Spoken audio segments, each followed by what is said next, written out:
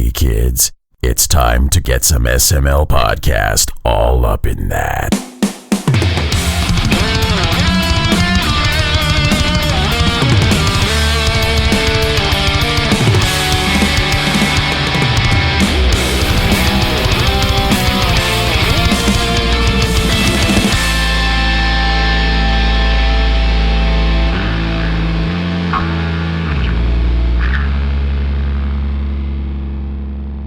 What's up, everybody? This is the SML Podcast. I am your host, Joe. Joining as usual, Cole. How are you doing? I didn't die between the last show and this one, so I guess I'm okay. That's progress for all of us. It's a surprisingly low bar, but one that's kind of difficult to meet sometimes. It's one I'm glad I was able to clear this week as well. So I'm glad you were able to clear it too. Yeah, I'm glad I didn't we hit all my head on the fucking bar. Day. I'm glad we're all here to see another week of this podcast. Another week of this bullshit. Speaking of another week of this bullshit, we got Tim, we've got Pernell, and we've got Chris joining us. Well, you know that if I'm going to be any kind of shit, it's going to be some premium shit. We're talking like freaking bald eagle gazelle shit. All right, bald eagle shit, Pernell. That's right. Top shelf shit. Bullshit is too low grade. I'm higher grade than that. Tim, what kind of shit are you? If you don't want to be bullshit, I don't want to. or are you okay just being bullshit? I don't identify as shit. He's like, I don't accept any sort of indicator related to shit or shit like products. Chris is like, I'm winning Texas Bulls. Shit.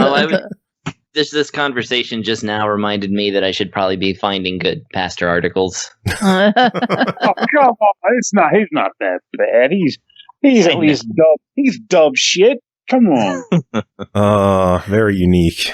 Yes. How's everyone doing? I've been fighting a sneeze since the phone started. Let it go. So just let it rip. I can't now, though. Like, I was gonna just let it go, and then it just is like, nope, it's got stage fright.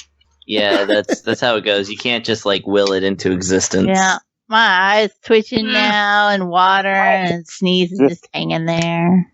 Or at least Jeffrey into existence. That's the way you do it. Fresh Prince, crap, old 90s humor. No one gets that anymore. I'm just gonna shake my head. As you should. That's how it works. You nod, you do that thing where you cha-cha-cha and everybody's happy. It just gets through the day. So what's going on? Normally, like, at the start of a call, y'all just talk about fucking everything. And now this time I hit record. You put us on the spot, and we're just like, nah, bro, that's not happening. And now you're just we have nothing to talk about. Let's just do it. No. You demand shenanigans, and you will not get them. I have to like sneak attack I gotta do the intro and then start Skype and hope everything's recording. Yeah. And you'll just never know. It's like a sneeze. You can't will it into existence. Cannot. I'm just shenanigans out for the week. That's my problem. Why are you shenanigans out? I'm doing all kinds of dumb shit for attempts at changing numbers and fixing budgets and crap. It's insane, and it drains you. It leaves you a smoldering heap of wondering as to how you managed to get this far in life as it stands. Because holy fuck, I don't make any goddamn money. I'm like, how does this work again? How am I doing? It's like, have you ever had a scenario in your life where you just kind of coasted the entire fucking time? Like you did certain things. Don't get me wrong. It wasn't like you had no movements or plans, but you just kind of coasted. And you didn't look at it much. You just were happy with what you did. And then one day you thought, maybe I should be doing this better. Let me take a deeper look at what the fuck I've been doing for the last, my entire life. And I decided to take a look at what I've been doing for the past 8 years and see what I can improve on. Well, there you go. It's like, you're like, I've been doing great so far. I don't care. I'm happy. I'm doing what I want to do. And then one day you say, I want to look into what I've been doing and see just what it was and how to improve it if possible. Maybe make it a little bit better. And then you start to do it like, holy fuck, this is what I've been doing. Shitball. Like, fucking I can fix here. But how do I do it? Because I'm fucking broke. It's like, it's been that life. Like, I don't know. Like, Cole, look at you gifting a sub to Raider Biz. Yay! Why'd you go and do that? Oh, so they could have wet pancakes. That makes sense. To Raider Biz. Is there a person named Raider Biz? In chat, yeah. There it is. So you gave Pernell, Raider you know how much you miss by not just being in chat? That's part of the fun. You need to have like chat pulled up on a tablet or something so you could keep up to. You have what, 2 laptops you could be using to be on Twitch? No, that at the one's same still time? in a box. That's why I don't have to see when people say, "Who the fuck is that guy?" I'm like, I'll never know. You could give us 2 views with your 2 laptops. And bump those numbers up by 2. But no, instead you miss out on the chat. Get that Glengarry, get Ross going there. We'd be on the road to partner. But no. We're on the road to partner. Was it like 100 average viewers or something like that? Some bullshit like that? 70, I think. Ooh, 70. What do they average? What's the time period they average it from? Like your whole stream? Yeah. Really? Yeah. That's kind of unfair, because if someone's like going like a good 2 years with nothing, and then one day they hit their dream, it's like, okay, and they always have to wait like another 2 years to balance this shit out. Like they purposely do that, so like if you're getting raided frequently, raid views don't count like that. Yeah. And raid views actually, like, they barely count, because a raid causes you to host another channel from your channel, but they have to go to your channel. Like the viewers that participate in the raid have to take that extra step. Yeah. In order to count. Or it doesn't count, So and a lot of it's I only ever see it when people are actually pushing for partner, that they'll even mention that, that they'll be like, oh, by the way, please click on my actual name or something. Instead of... Well, we're never going to have to worry about getting to partner, but thank you, Raider Biz, for dropping 100 biddies. So, Cole drops a sub, and Raider Biz drops 100 biddies. And I dropped a steak, because, cow. Oh, man, I would love a steak right now. Mm-hmm. Right, because never a bad time for a cheesesteak. I don't even eat meat like that anymore, and I'm still eating a cheesesteak if you hand me one. Fuck that. That's one of the exceptions to the rule. I'm sad because Ashley and our anniversary is on March 16th, and that's like when things went to shit last year. Mm-hmm. So we never got to go to Outback for our anniversary. And we just have gift cards waiting to be used at Outback. Just hold on to them, and when you do, just double down and like eat like 2 meals or some shit. Yeah, and then our anniversary rolled around this year, and nope, still no Outback. I mean, the anniversary is in the home, in the heart, not in the Outback. No, it's at the Outback. Lucky. No, it's not. No, it's at Outback Steakhouse. This wedding is over. Really or this marriage Captain's is Mai dead. Tai? Yeah, we need the Captain's Mai Tai for the anniversary to be complete. What are you doing in this divorce office? You guys seem fairly happy. Yeah, but Outback says otherwise, so we need to wrap this up. We got really lucky last year because our anniversary is February 28th. And so we went out for our anniversary, and then 2 weeks later, everything shit the bed. But then we had to pay for that transgression this year, and we spent our anniversary sitting in a cold house without electricity for 3 weeks. So, in your face. You got a stimmy. So really, we did not win in the long run. I think you got a stimmy. That's adequate, yeah. below adequate, but something. Yeah, it sucked. I did use that stimulus to buy an Xbox Series X and a One or Series S. So both me and what do you think of them so far? They're so fancy. Wait, you have an X and an S, is what I heard, or you only have the S? We upgraded ours and we upgraded the kids. For us, it's a bigger jump in quality because number one still had the fat Xbox in her room, the original Xbox One.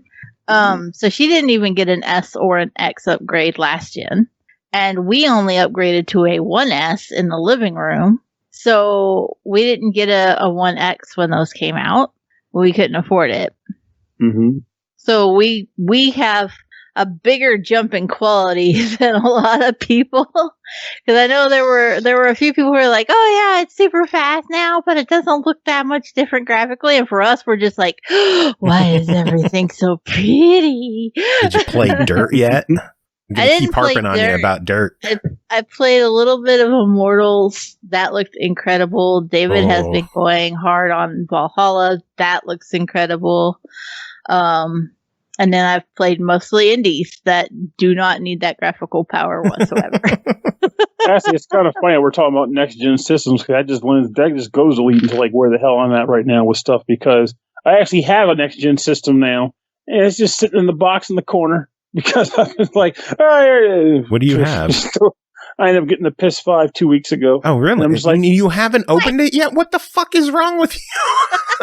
There's been a lot of changes in my life lately. I've been doing some shit. But I'd already agreed to the acquisition of the system, so I was like, I'll just go through it. I'll take it. So I got it. And it's like, so what are you going to do? I better go jog. So it's like, what are you doing? Well, I'm tired. I've been doing all this stuff today. So I'm going to go to bed.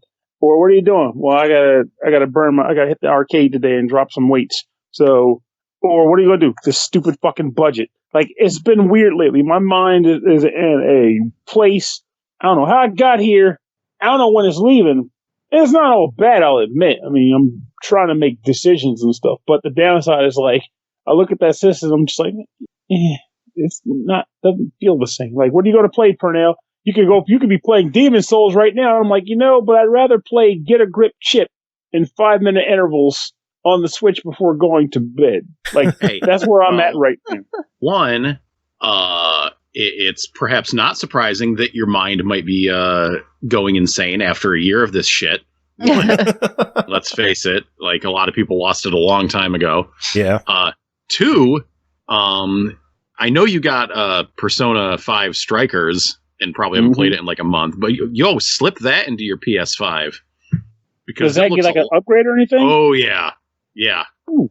I didn't even know those games got upgraded on the system. I just was like, real nice. Well, I think it's on the if you had a whatchamacallit, I'm lacking whatchamacallit. The whatchamacallit, like a PS4 Pro. Mm-hmm. Like you had the option of like, here's performance mode or here's, high resolution mode. But on PS5, you just get both. And seeing a Persona game in at 60 frames per second is both really weird and also really cool at the same time. That might be worth checking out at some point. Yeah, because I never even got a Pro. I'm rocking like the normal Xbox One and I'm rocking the normal PS4. I never did any of the upgrading stuff. So yeah, it looks real nice. I can't believe you're just sitting on a PS5. I can. I mean, how much stuff is sitting in his house unopened? Come on now. Well, this is admittedly different even beyond that because this is something even for you. Yeah, for me, because like consoles, I open my consoles and play them, even if it's just to set them up, or like see what's on the store or anything. Like I always do that. The laptop thing was weird because it was like, but I have a perfectly functioning laptop right now. This was just, for when it dies, which it's living way longer than this laptop had any right to survive for. That's for damn sure, but I'm not complaining. 2 laptops is great. But with this is like, I just don't care. It's like, it's just there. Like, and like the Monster Hunter game, I was like, I bought that thinking, everyone's talking about it. I like Monster Hunter, so clearly that'll do the trick. That'll get my juices going. And I bought it, I made my character, and I ran around town like, okay, time to go on a hunt. And I'm like, just throw it aside, like I'm done. And it's just been like that for weeks now. It's just been crazy. But I don't know. It's a brave new world in my mind here, and I don't know where it's taking me. But I'm listening to. It might take you to therapy, or it might need to. I don't know. I mean, like I normally would drive. I went to Baltimore not too long ago, and normally on those drives, I'm listening to like indie stations and stuff like that. I spent the entire drive listening to finance podcasts and like stock investments and understandings of what the fuck a Bitcoin is, and like it's like, wow, this doesn't happen ever. But now I'm doing this, and not only that, I was okay with it. It wasn't like I'm begrudgingly doing it or anything. I was like, this is informative. I'm glad to hear this. I'm taking notes with my notepad in the passenger seat in my hand, scrolling on it while I'm driving with my left hand, like all that kind of stuff. So it's like, it's just crazy. Like it's a different side right now. So it's like, it's good that I do this show for like game dialogue and like reviews, and I still have Rhythm and Pixels for like music chat and stuff like that. But when it comes to just like, hey, I'm going to just sit down and play this game, it's like, it doesn't really happen anymore. But it almost reminds me of like how I was back when I broke up with that girl like years ago. Correction, let me rephrase that. She dumped my ass because she cheated on me. And I kind of I didn't have any motivation to play any games for like a year. Like if it wasn't a review for this show, actually I wasn't even doing reviews for this show yet. So there you go. Doing reviews for the show is what got me back into playing games in general again, and then Persona 5 is what got me playing games flat out again. But same logic. It's like for that whole year, like after I played a little bit of Digimon Cyber Sleuth, and then I played nothing. I just kind of bought games here and there because that's just what I was used to doing to feel okay. And then beyond that, I was like, eh. But this isn't even depression. This is just some odd desire just for a change. Funk. It's not even that's the thing. It's not even a funk. No. Though I guess it kind of is, because a funk would it's like I do other stuff, but at the same time, there's also small pockets of time where I could technically be playing something. But then when that time happens, that's when I'm just like kind of like, eh. So maybe it's a combination of a desire for changes, but also a funk. Because if it weren't a funk, I'd use the time that's in the middle to still play stuff. Which I guess maybe I do. Because like I said, I play Get a Grip Chip, which everyone in his chest like, what the fuck is that game? And I'm like, exactly. I honestly thought you were making it up. No, that's a real game. Like, there's been like a couple of threads lately where people, the usual, like, what are you guys playing? Everybody will name the big guys. Like, I'm playing Demon Souls, or, I'm playing Crash 4. What are you playing, Pernell? Dadish. It's like, what? Like, I'm playing a game called Dadish. You're a radish father looking for his radish babies. I remember that game. Yeah, it's like, that game is doing the trick for me. Like, I do, and it's like, again, I play it like in like 5-minute bits after like one stage, like, okay, I'm going to bed, or okay, time to bring up this freaking like Udemy course or something. But it's just, that's how I've been lately. It's been strange. Like Persona 5 Strikers, when I first started playing that, I was into it. I was having a good time doing the first palace, or I guess they're jails now, whatever. And I got to like a boss there, kicked my ass. I was like, okay, I need to come back a little bit later, or, upgraded my character equipment. But then I just never went back. I never booted it up. And you might be thinking, well, you must not like Persona 5 Strikers. Quite the contrary. I think the game's great. I had a great time playing it. In fact, it went beyond my expectations. I thought it was going to be like Dynasty Warriors with Personas. And it's like, no, this is actually fun. So suck it, Dynasty Warriors. I've played those games and I hate them. I've tried. I've really tried. Now we're never going to get a Dynasty Warriors game on to review.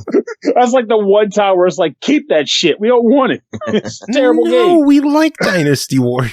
You like Dynasty Warriors? Yes. Oh my God. Well, give it to Joe. The opinions of Pernell do not represent those of SML Podcast. I already had to go through this with like the opinions of my staff do not reflect the opinions of me. You'll I went love through this fucking a week and a half ago with hockey, and now I got to go through it again with you hating Dynasty Warriors. If you like Dynasty, you'll like this then, I think. So I haven't done it in a while because time has been a bitch, but I also write reviews for Hey Poor Player on occasion. And I did it. They was like, you want to review Dynasty Warriors 9? This was like, I guess whenever it came out, like 2 years ago or whatever. And I was like, well, I don't like Dynasty Warriors, but this would be an opportunity to be an actual reviewer because you're not supposed to like every game you play. So I took it, I was playing it, and I'm like, okay, try to cross how you feel about a game with how you would expect the fans to feel about the game. Like, what do they usually get out of a Dynasty Warriors game? Large waves of enemies, overpowered generals, just like crazy brawls and super moves, and then equipping gear to make your guy even stronger. And maybe sometimes a few partnerships here and there. So I'm playing the game, I'm like, okay, now it's open world. This is okay. I mean, I don't remember Dynasty Warriors landscapes being beautiful in the past, so they look about what I expect. Cool. Okay, outpost battles, fortress battles. Okay. And my review basically said, This seems to be what Dynasty Warriors fans generally get with their normal games, except now it's open world, and there's like these random fetch quests by killing and hunting animals. With that in mind, I feel as though this is a game that a Dynasty Warriors fan could like. It didn't quite grab me as fully as it could have, but I liked it more than I expected to. And I gave it a decent rating. And people were like, you were bought and sold by Tecmo Koei. I was like, what the hell are you talking about? They didn't pay me shit. I've never gotten a check in my life from this junk. Say, and it's like, people think we get paid for this shit? People are seriously claiming that I was bought and sold by Tecmo Koei because Dynasty Warriors 9 is the worst Dynasty Warriors that was ever made, and I liked it. So it was like, I can't even get that shit right. I was livid. I was like, how in the world? You don't even hate the franchise properly, Pernell. Exactly. Hate it better. You need to hate Dynasty Warriors better. The one we all like, the one we all hate, you like?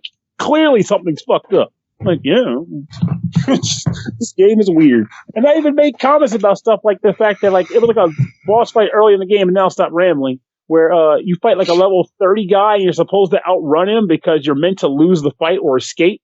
And I was like, I'm level 1 or 2. I can beat him. And I just chipped away at his health until he died, because that's just how that game works. You can exploit the combat.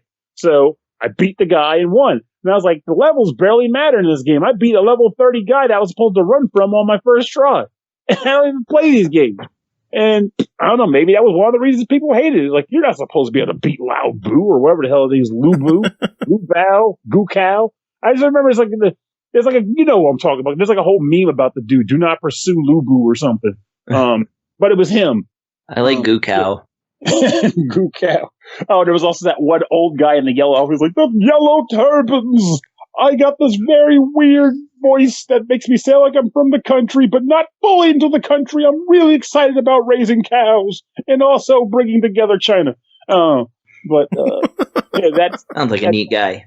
He's a great character, but his voice is hilarious. Like, you would not expect it. It's not because his voice is bad so much as it's really exaggerated. You would not expect a general in the fucking Dynasty Warriors environment, like he's more of a priest, but still to sound like that. Like, it did not fit. It's like they got a janitor to do the voice. Like, hey, you want an extra $5? Come in here to the sound booth and say these lines. Okay. Yellow turbans. Okay, here you go. Go home. Feed your family. But that's what I got out of that. That's my story about Dynasty Warriors. I'm done rambling. Anyway, I'm apathetic about games lately. But Dynasty Warriors. Real apathetic. God damn. I don't even know where to go with that. Should we go into reviews? Probably. Those segues, like, speaking of, I don't know what the fuck's going on, let's talk about reviews. Pernell hates games. Let's talk about games. First game we're going to talk about is Dynasty Warrior 12. You beat dudes up with a spear, and you're overpowered, and you can pursue Lu Boo. Because fuck that guy. That would be so funny. It's like, well, this is kind of awkward, but first game is Dynasty Warriors 9. Pernell, tell us about it. Well, I pursued Lu Boo, and I won. I powered up and then won China. Now there's actually the a different SML franchise. Podcast totally sold out. Yeah, we did. Can't believe this. That review was the most payola review I've ever heard. We sold out when we went to the SML After Dark adult reviews. Leisure Suit Larry. Who likes this? Wait, don't answer that. Oh no, Pernell, have you not heard some of Aki's reviews? I've heard a couple of her. She gets raunchy. Like she got full on porn games to review. Oh damn! Yeah, I thought maybe I do need to listen to some other ones. I thought she was getting ones that the usual censor stuff. Like, hey, I mean, some here and there, but like every now and again, you get she says, "I want more porn games to review." Of course, she wants more porn games to review. There's one porn game just opens the door for 2 more. It never stops. Got to get all the porn on the show. There was this Castlevania porn game that actually looked pretty fun. I can't remember what it's called. I don't even want to think about that. Like, I don't want to go to the level where you have to fuck the Mudmen. Like, that just sounds horrible to me. Oh my! No, but it was like it's an actual like old school side scroller. It just also has It also has lots and lots of porn in it. All right, well, switching from porn to not porn, the first game to talk about tonight is called Neptunia Virtual Stars. Hey, I thought you said... There's no porn in this game. Don't even do that. We're in professional mode now. Yes, professional mode. Okay. Go for okay, it. let's bring it together. All right, Neptunia Virtual Stars, developed by Idea Factory and Compile Heart, published by Idea Factory International, released March 2nd on PS4, March 29th on Steam for $49.99. Band together with virtual idols to save Planet Emote in this music-based hack and slash. Pernell, tell us about Neptunia Virtual Stars. Before going into the review, I want to state this real quick. Just he needs another tangent first. No, this is related to the game. Have you ever played a game? Like, we talk about how we get older, but we're not going to be like our parents. We're going to be able to keep up with the times and understand what the hell's going on and stuff. But then one day you realize something's happened. You missed something. You missed a trend, and now you feel a little lost. Well, thank you, Neptunia Virtual Stars, for being that moment for me. Because the main hook for this entire game is based off of a trend that I am not familiar with. Or rather, I wasn't, because the game has kind of brought me on board. That trend being virtual idols. The idea behind that. Get with the times, old man. I can't, my bad. So the idea behind Neptunia Virtual Stars is that Planet Emote is under attack by the anti-army. And it is up, and the goddess, after being overwhelmed, decided she needed help. So she reached out into the void to seek out people who could defend her planet. And who does she get? She gets the usual four goddesses from, I guess, game industry. That being Neptune, Vert, and Blanc, and Noir. But also... You seem made up. They're real names. They're real fake names.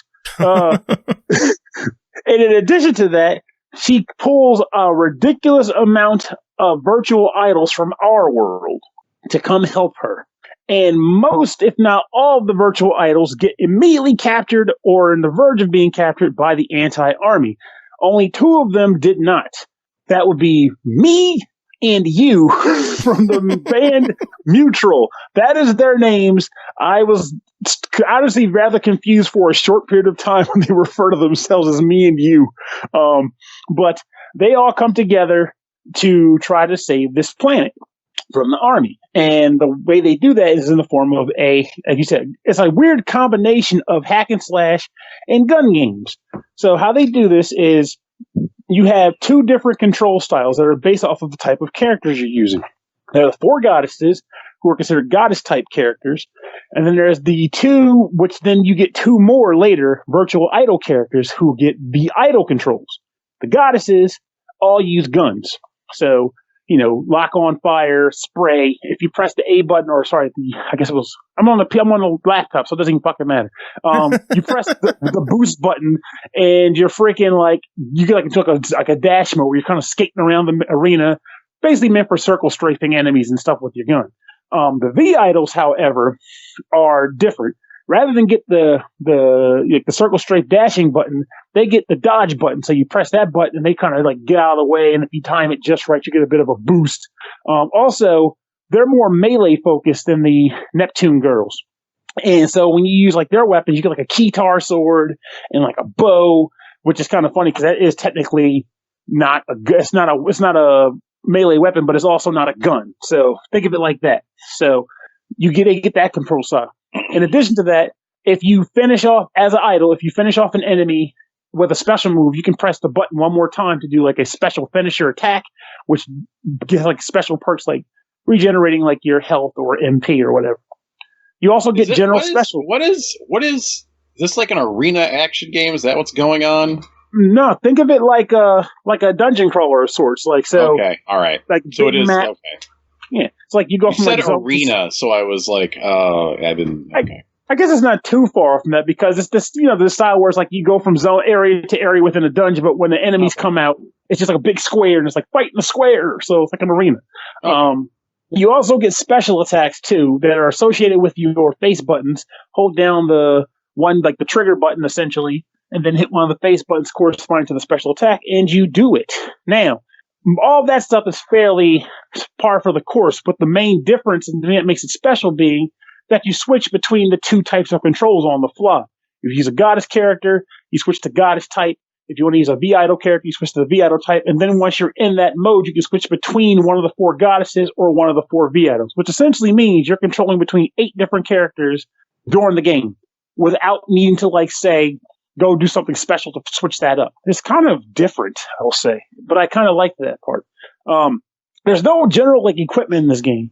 What I mean by that is, like, you don't get new guns and you don't get new armor in the traditional sense. Instead, you get these 2 things. You get cosmetic items, which can also unlock, like, special perks to them once you've used them enough and upgraded them. So, like, for example, you might get, like, a cool mask that once you put the mask on in dress-up mode and use it the right amount of times, you'll unlock different perks that can be used while wearing the mask. Also, as you're exploring this world, every once in a while, whether you end up fighting and killing a monster that has one or getting it out of a chest, you get V-idol cores. V-idol cores are essentially the essence of a captured V-idol that was rescued by you and then sent home. But their lingering memories stay in the cube and are able to help you by being equipped and giving you stat bumps. So yes, you're equipping V-idols. Interesting concept, but there you go.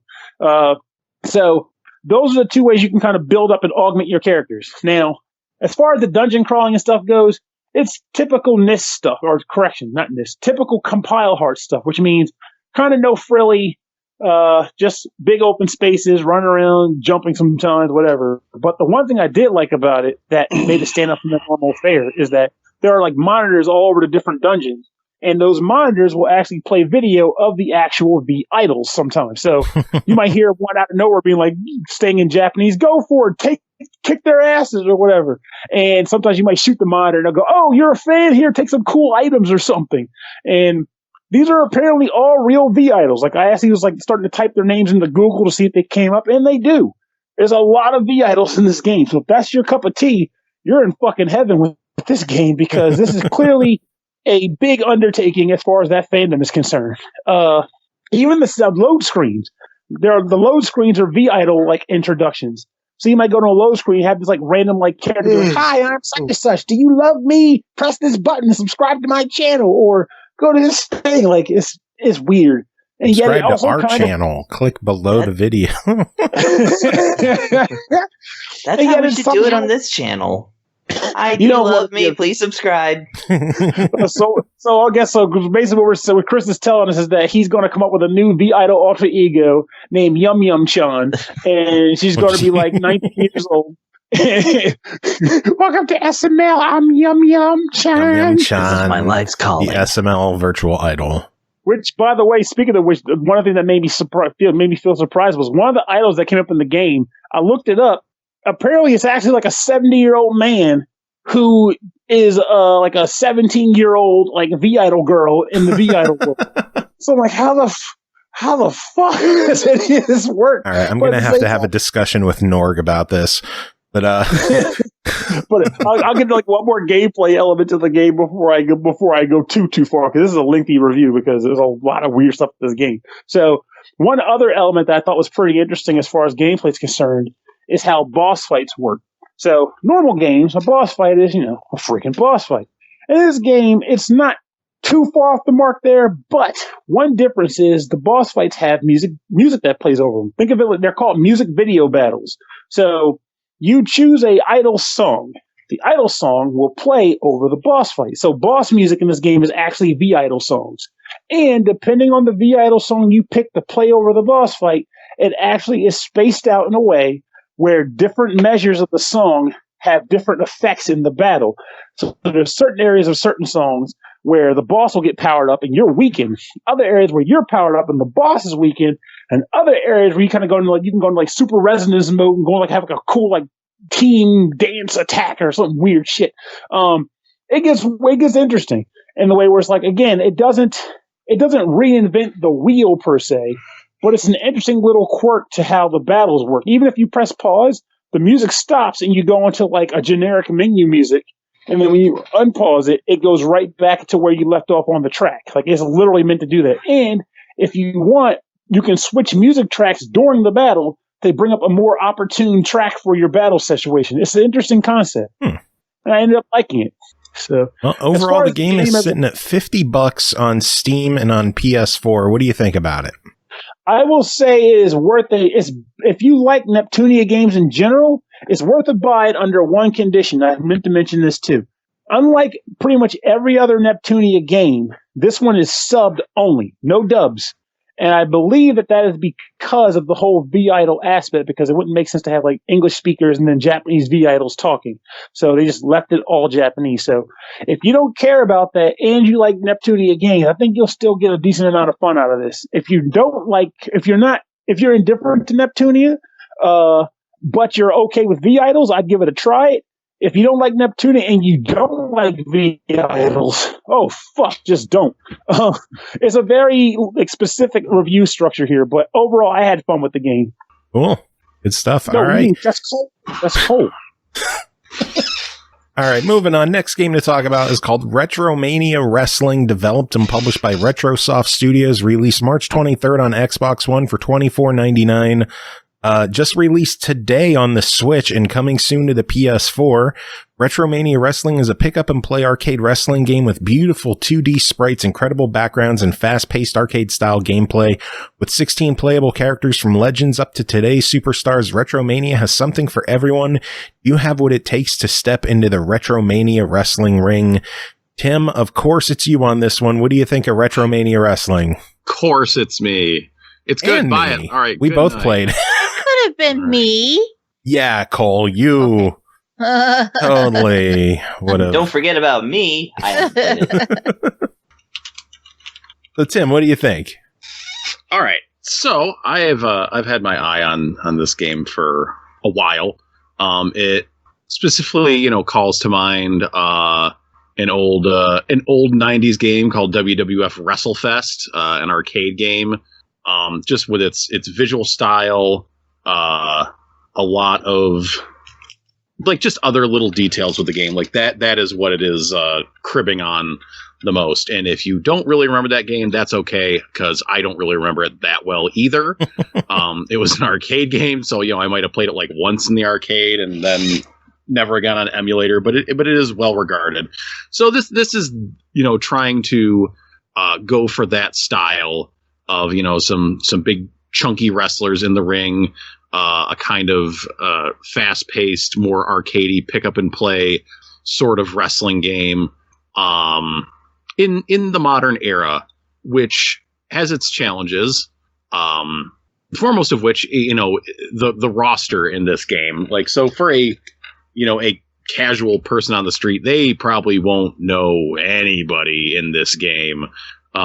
Depending, maybe you probably, if you have any experience with wrestling, you probably will remember the Legion of Doom, the Road Warriors, Hawk and Animal. They're in this game. They were also in WWF WrestleFest back in the 90s, which is great. If you watched wrestling in the late 90s, well, you might remember the Blue World Order.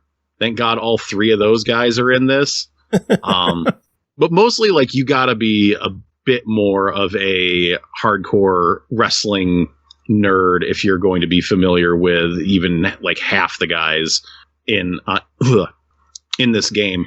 But that said, as a big hardcore wrestling nerd, I am pretty impressed with the cast they were able to assemble for this game, and who they went for. They have some older Legends guys, like I mentioned, the Road Warriors, and then like Nikita Koloff and such. They have the entire fucking Blue World Order. They have Tommy Dreamer in there. But then, they have NWA champion Nick Aldis. They have Johnny Retro, who is John Morrison, who is currently on the WWE roster, but signed onto this game before that. Yeah, it's cool that they were able to keep him in the game. I know WWE likes to step on things like that, but... Yeah, well, it's a good thing that his persona is kind of so malleable that, like... Yeah, he's not John Morrison in the game, he's Johnny Retro. Yeah, he's always Johnny something wherever he goes, so it makes it very easy for him to just jump into that stuff. Well, they have Colt Cabana, he's in AEW, though I don't think they would give a flying shit. Zack Sabre Jr. and Jeff Cobb, who mainly wrestle in New Japan. The recently, Brian Myers and Matt Cardona, who were just released by WWE last year, and they're both in the game. And then Warhorse. Warhorse is in the game. Yeah. Independent wrestling champion Warhorse, who I've only been familiar with for about 8 months at this point. And I guess for what it's worth, they already have characters, DLC characters lined up.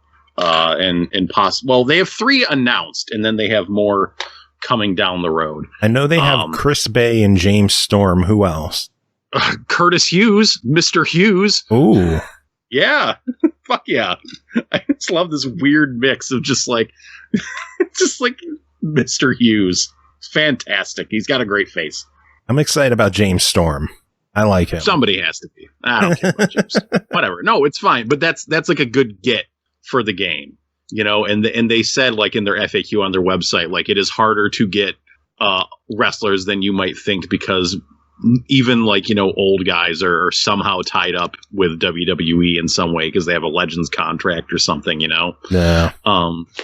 But they did a good job, I think, with just assembling the roster. But anyways, the game, there is it is a very well put together, well detailed, like, well thought out and fleshed out game. Like, you get in there, you have a story mode, you have a arcade mode, which is called 10 Pounds of Gold, where you're wrestling through a bunch of guys to then fight Nick Aldis. The story mode, you're following Johnny Retro as he's coming back from an injury, and from being injured by Zack Sabre Jr. And he comes back from injury, and he's helped back by Stevie Richards. And he's like, and they're like, okay, well, you're coming back from injury. You've done all this stuff. What do you want to do? And he's like, well, I want to beat up Zack Sabre Jr. I want to wrestle the Road Warriors, and I want to be the NWA champion. So it kind of sets up a 3-act story, of which only 1 act is currently in the game. Like, you get to the point where, spoiler, you beat the shit out of Zack Sabre Jr., and then it's like, to be continued, as you go back to the United States to get into a tag team tournament to wrestle the Road Warriors, presumably at the end of it. So yeah, that just, it got straight up not finished in the game yet. Just says to be continued. Makes me wonder if that'll be DLC or a free update. Have they commented on that? Better not be paid. I'll say that. You can charge for more characters, but don't charge for the rest of the story mode, guys. Yeah, I don't know if there's a specific comment on that, but that would be real sour if they charge for the rest of the story mode. But my hope is that they realize they shouldn't do that. And they'll just, you know, charge for characters if they want to go that route. Anyways, yeah, so story mode is pretty fun. They kind of have to make their somewhat limited roster get some mileage out of it. So, you know, early on, you do see a lot of the Blue World Order. And then when you go to England, you still see quite a bit of the Blue World Order. But, you know, then Jeff Cobb is also hanging around. They got to stretch these guys out across 3 acts. So hopefully as they add characters, they can beef up the story. Yeah, they can beef up the further chapters of the story as they add more characters in, not have it with just the few that they have.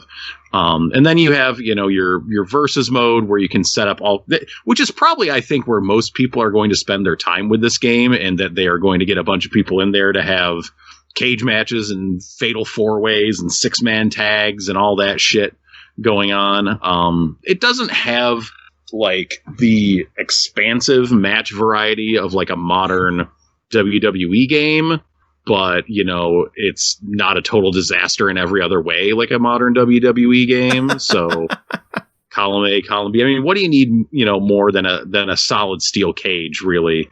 They have 2 steel cages. 2? Yes. They have the chain link one, and they have the big blue bars like WWE used to have when it was an F. So you have all that. You can set, you know, no countouts. In a few other toggles. I guess I was a little bit disappointed that, like, as far as weapons, they kind of just have like a couple chairs lying around, and they weren't particularly satisfying to use. But whatever. So the actual wrestling, the focus of this game, you have light, medium, and heavy strike attacks. And when you wander up to a guy, and also running, you can just Y to run. and taunt, and there's a taunt button, and then tag, a couple other utility things. But it kind of does the Fire Pro Wrestling thing where you will, when you wander up to a guy, it will initiate a grapple, and then you have to time the press of your button correctly in order to get priority on executing, your move out of the grapple. And if you and your opponent tie, then it's a tappy. You got to mash it out to see who wins. And from there, there are, you can push a direction with the attack button to do a different move. So each character will have a pretty decently sized moveset, all things considered for the arcadey nature of the game, but they will have a good, dozen different grappling moves. And if you hit Y in a grapple, you will then, send your opponent into the ropes, and then you have, light, heavy, medium coming out of there. You can send them into the turnbuckle, and then you have corner grapples. So that's cool. Splash attacks in the corner. Yeah, splash attacks in the corner. You can, of course, you can come off the top rope. It doesn't have springboard moves, I believe. But that's a pretty robust amount of moves, to get you through the day, I think. And I think the animations look really good. If you are a fan of the wrestling and the moves, some of them can be a little bit abstract, I think, but you know what they're doing. I know, that's that weird thing where you slam the guy down on your knee and then you do a reverse Russian leg sweep and slam them on their face. I get that move. Yeah, so I think the animations generally look really good. Each character does have a special, which they aren't. Well, I mean, I guess the company itself did post on Twitter, here's how you can do all the finishers, but it's basically you have your life meter, and under that is your momentum meter. And so you have to build up momentum in the match by first you do light attacks and light grapples. And if you try to do a heavy attack right away, it'll just get reversed or broken or it'll just fail. But once you get a bit of momentum, then, you can do your medium grapples. Once you get a bit more momentum, then you can do your heavy grapples. And once that meter is full, if you know how to do your character's special move, or basically where it's initiated. So, I figured out Johnny Retro's finishing move is the Starship Pain, which is his flipping senton out of the corner. So I'm like, okay, well, I wonder if I whip the guy into the corner and do my heavy grapple attack, if that will make that move come out. And you know what? That makes that move come out. I was playing as Jeff Cobb, and I'm like, okay, well, usually he catches guys in his finisher coming off the ropes. So if I throw a guy against the ropes and then I hit heavy, will I do Tour of the Islands? Yes, I will.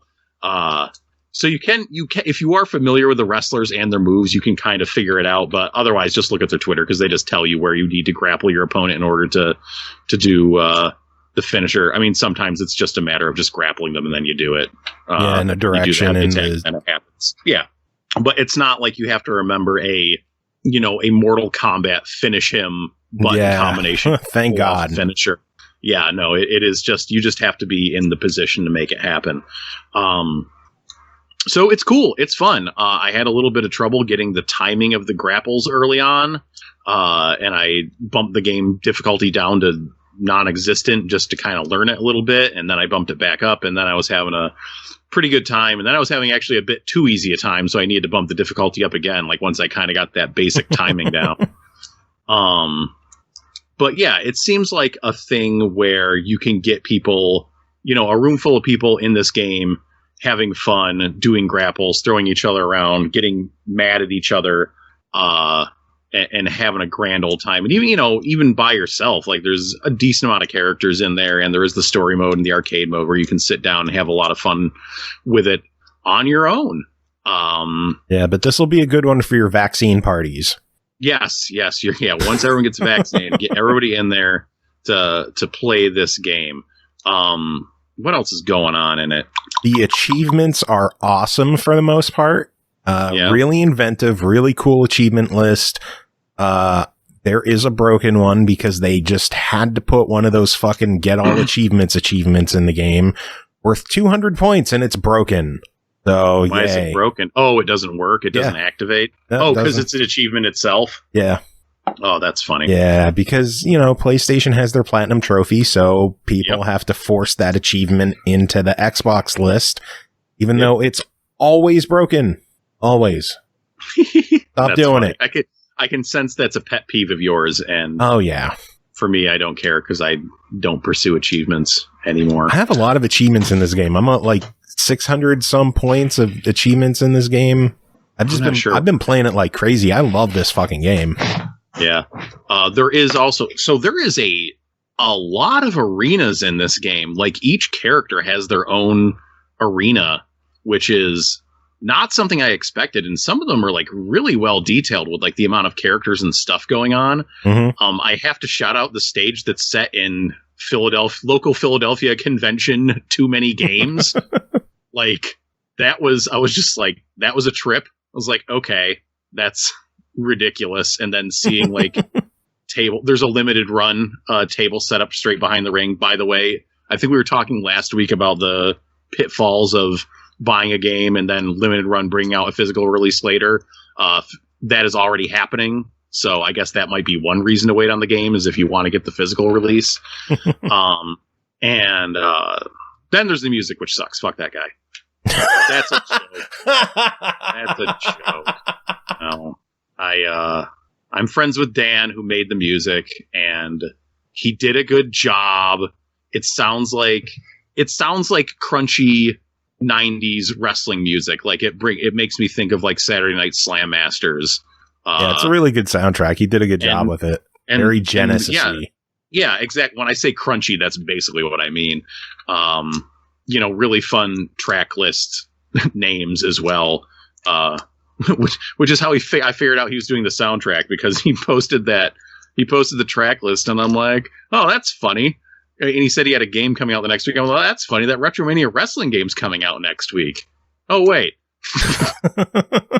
So yeah, the soundtrack is great as well. A lot of fun to just very appropriate to the whole vibe of this game. Like, this game does not falter in any way in capturing the style in the moment of wrestling game that is going for, and does an incredibly admirable job of like getting that roster together and still having it be modern, you know? No. It's they really, like, for what they were going for, they really knocked it out of the park. I had a blast with it. Anybody that you want to see in the game, or anybody you're surprised wasn't in the game? Well, again, it's tough to say because you never know who is under a Legends contract. They specifically had to answer the question of where's Demolition. Yeah. But they couldn't get Demolition in there. They're probably copyrighted because WWE copyrights gimmicks. Yeah. So I'm legit surprised we didn't get Rhino. Yeah, maybe. Yeah, I could see Rhino. Especially his affiliation with ECW and how much ECW love is in this game. Yeah, but I think they have to find guys that are like truly like more independent. Like maybe they have. Well, Cobb has been independent for a long time, and I think he still technically is, and so is Zack Sabre Jr. But they just work mostly in New Japan. I'm trying to think. Well, they got James Storm, and he's not in Impact at the moment, I'm guessing. But Chris Bay is now. Yeah. Yeah, James. I think James Storm, they signed him when he was away from Impact, and then he went back to Impact, and there was an issue with having him in the game. But apparently it's all worked out, and that's why he's going to be DLC. Who they need to get is fucking Glacier. How about that? Get fucking Glacier in this game, god damn it. You probably can't because it's owned by WWE, but they should be able to get fucking Glacier in this game. That would be beautiful. Yeah, I don't know. Maybe they can get, I don't know, they have a couple people. Well, no, they have exactly a couple of people in this game that are dead, both the Road Warriors. Maybe they can get Chris Kanyon in this game. That would be sweet. Who better to get in this game than Chris Kanyon, right? Yeah. But, well, $24.99 RetroMania Wrestling on Xbox. I just saw the price on Switch is $29.99. What are your thoughts on the game? Yeah, no, it's a absolute buy for a wrestling fan. It is something I think you can get people into casually. There is not a lot of great wrestling games. There's not a lot of wrestling games, period, out on the market right now, much less great ones. And this is a pretty great one. I haven't played a ton of wrestling games, but it's definitely like the best one I've played in a long, long time. Yeah, I'm really enjoying it. I'm glad we got to cover it. Invites open to the developers. Come on the show, please. We'd love to talk to you. I get the feeling that they might be somehow local to Philadelphia if they put specifically too many games into the game. And hey, we've been to too many games. Now, Raider Biz is saying that it's a launch price on Xbox for $24.99. It's supposed to be $29.99. So There you go. Normal price is $29.99, I guess. Yeah, I think the only caveat on pricing is if they're going to charge for story DLC, which I imagine they won't. I hope that they wouldn't. But if they would, then that's like, hey, you suck. That's not a nice thing to do. Shit. I'm ready to drop a couple bucks on James Storm and Chris Bay and... Yeah, sure. Yeah, expand that roster. That's Mr. fine. Hughes. Wait, his name is Chris Bay? Yep, Chris Bay. Do you think he was playing on the word crispy? No.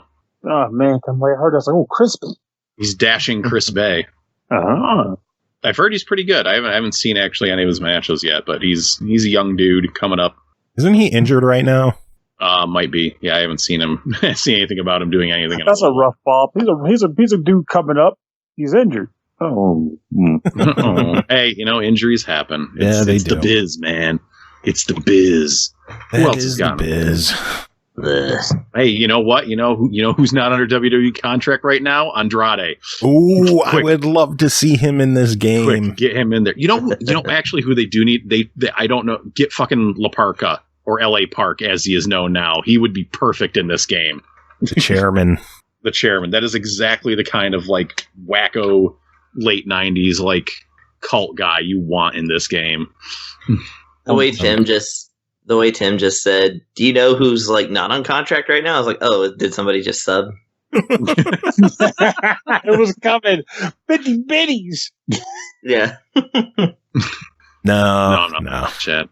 All right. Well, Tim, that is it for you. We will let you get going. That was a long review. We're 2 reviews in, and it's an hour gone by on this podcast. Well, 2 reviews and 1 Pernell existential crisis. hey, you don't get to talk because unlike you, I'm staying for what I created here the last 2 hours of the show. Yeah. Don't worry, y'all. Mine are going to be quick. Same. All right. I wish you well. All right. Do you have any final words? No, not really. Sorry. No. I got nothing. Not a damn thing. All right. Well, you have yourself a good one.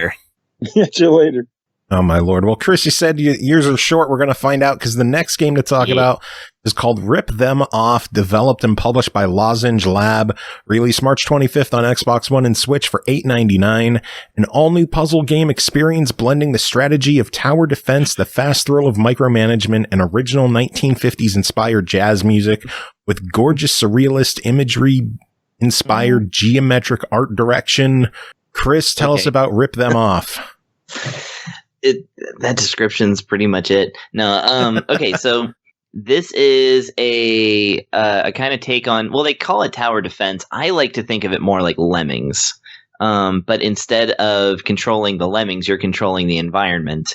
Of course, all in the service of capitalism, because this is a capitalism simulator. In fact, they have the only real writing in the game is just like notes from corporate about how you're supposed to be making more money, and oftentimes they have like an asterisk in there somewhere, and then the asterisk is like some sinister thing. So it's kind of like that. But yeah, the job is that basically there's a little stretch of street and a couple of buildings that you can access, whether by the touchscreen or by the controller. And the idea is that you are to build a kind of shopping type retail place or restaurant or whatever it is, really. It's not actually, it's abstract, so there's not actually any real business there. You basically pick a shape, and with the shape comes a certain cost. And of course, you start the game with a certain amount of money. You pick the shape, and the shape tells you basically how many people will fit inside, and how long they'll take in there, and then how much money that you'll get from them being in there. And so when you start, you basically choose your building, you build it, and then the people walk into it, and then as it fills up, then if people are still walking by it, they won't get to go in, and then therefore they won't get to spend any money. Oh no! And then the goal is just to get enough money by the end of the level, and you get to move on. So the challenge is, of course, to find the right building. Now, that's the thing, is that it's hard to strategize based on anything but the numbers, because you're literally picking like a square. A square holds 4 people, and they're in there for 4 seconds. A line only holds 3 people, but they're in there for 2.5 seconds. A triangle is et cetera, et cetera. So, but as you play through the game, of course, you get more means, you get more money, and you're able to purchase new buildings in real time as you make profits. So, like some levels, of which there are 10. Well, one's a tutorial level, so let's say it's 9. You get more and more buildings and stuff, and then you can like really customize it and stuff. And the game actually is pretty challenging. Apart from that, I mean, really, that's the aesthetics of it is indeed 50s inspired jazz. It's actually pretty good. I quite liked it, and yeah, the design of the whole thing is this very featureless, kind of. Looks like, pop art from the 50s and stuff, just like really blank looking buildings, blank looking people, but it's stylized in this way that looks kind of cool. And sometimes like buildings are like upside down and stuff. So, it's got a little bit of a nudge there for you. But yeah, that's pretty much it. It's more or less a puzzle game, that is based on timing and like kind of resource management, but in this way that it's challenging, but it's also kind of simple. It's like, there's not a whole lot that to stress you out here. You just keep trying stuff until you win, and then make corporate happy. And of course, we all want corporate to be happy. No, it's from the same developers who did Swim Out, which I really enjoyed as well. Yeah, I reviewed Swim Out. That was pretty good too. And yeah, it's this kind of absurd take on like a normal thing, and yeah, I like where they kind of went with it. Like I said, it hits that good spot of like being difficult, but not because you can't figure it out. No. It's just you just keep trying different things, and eventually you get a good sense of it, and then you start passing the levels, and suddenly hours have gone by. All right, well, $9. What do you say about Rip Them Off?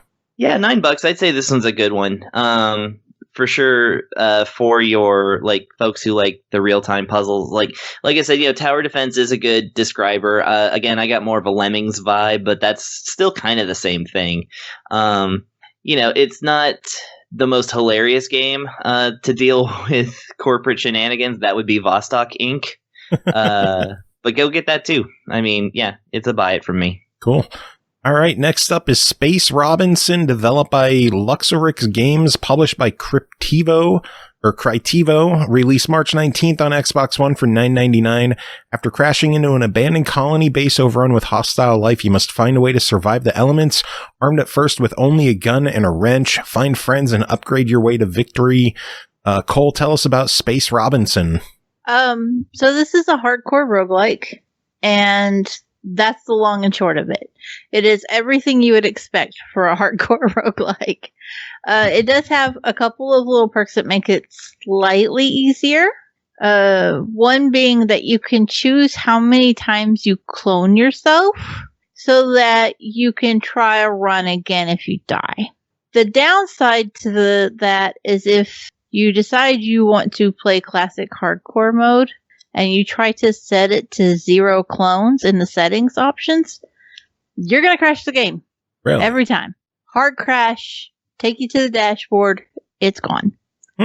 So, good thing I'm a pussy and I wanted all the lives. I didn't care that I couldn't play it the old-fashioned roguelike way. Like, it's fine. No, I can't do hard mode. Oh no. Yeah, I guess I'll take these 3 lives if you're gonna thrust them upon me. Also, I went through them like a motherfucker. So the whole concept is you've crashed on this planet, and there is an abandoned space station, as there is wont to be. And you basically have to shoot your way through the enemies to find the artifacts on the planets so that you can bring them back to the space station and unlock different elements of it. I would like to tell you that I got to unlock all these really cool things, but I didn't because I'm trash. And I am trash because, because I am me, but also because Space Robinson has a day and night cycle, which is really unusual for a roguelike, especially a procedurally generated one. And it adds an extra layer of difficulty to a game that is already crazy difficult. Which is a damn shame because I was really in the mood for something easy and I'm so disappointed. I was like, let me shoot things and get achievements. Remember when we did The Story Goes On and it was like a super easy roguelike? I missed those. Give me that one back. I like easy stuff. This was hard for no good reason. I know that there are a lot of people who really enjoy the wildly difficult roguelikes, but I had a little bit of hope when it gave me the clone system and basically was like, yeah, you can die a couple of times, whether you like it or not, because we're broken. But when I saw how difficult the game actually was, I was kind of let down because it makes that clone system necessary to get anywhere. And even then, it's still really unlikely you're going to get very far. The day and night system, during the daytime, you can see all around you, and you can see there's so many cool enemies. I will give them that. There are so many cool enemies, and you can see them, and like they're fairly easy to dodge. At night, however, there are a whole different set of enemies, which A is awesome, but B, fuck off. Stop making it harder. Because these enemies have their own movements and things that you need to be concerned about. And also, they really like to fucking swarm you, which is horrible because at night you only have a small circle of visibility. So you're being swarmed by enemies that have movesets that you can't see to memorize because you can't see them coming. And you're just stuck in like your little circle, hitting things with the wrench going, please don't blow up, please don't blow up. And then it blows up and you use your clone and you go back and do it all over again. I would also like to say, I know people really hate for the repetition of, hold my hand a little bit, but I was getting purple crystals and I have no idea what fucking for. I was putting them in the space station and it was unlocking things, but it didn't tell me what the thing that I unlocked did. There was one point where I strolled up to some mystery machine and I whacked it and it broke and I was like, okay, that's cool. I guess that's what I'm supposed to do. And then I went up to the next one and I was fighting an enemy, so I didn't whack the mystery machine yet because I was focused on the enemy and I accidentally hit a button that bought something from the mystery machine. I thought I was supposed to break the mystery machine, not get items that were going to help me. Some kind of, hey, bitch, this is your equivalent of a shop would have been nice. There is certainly a trial by fire going on, and it is frustrating. Once you start to pick it up, then it's a little more like, okay, this is fine and I know where I'm going, and it's still hard because the nighttime monsters are going to fuck your couch. But you at least get your foothold on it. On some, I lost my train of thought there. I can tell. Proud of you. Woo! Gone. I need more Vicodin. Some ways the game feels like it tries to innovate on roguelike genre. And in a lot of ways, it's just like, nope, we're just a roguelike. Here you go. This is hard and it sucks. And you're like, you almost had it. You almost did something a little different, but not quite. If you like roguelikes, if you don't care if they're fucking crazy hard and you enjoy that aspect of them, you're going to have a good time. If you would like for it to at least tell you not to break the store, you might struggle a little more. Well, overall, $10. What do you think of Space Robinson? At $10, I'm gonna go with a recommended try it. It's definitely not for beginner roguelike fans. But if you're more advanced and you're willing to buckle up for that trial by fire, like I mentioned, then you'll be okay with it. Cool. Sounds good. Yeah. All right. Next up is Totally Reliable Delivery Service, developed by We're 5 Games, published by tinyBuild, released April 1st on Steam for $14.99.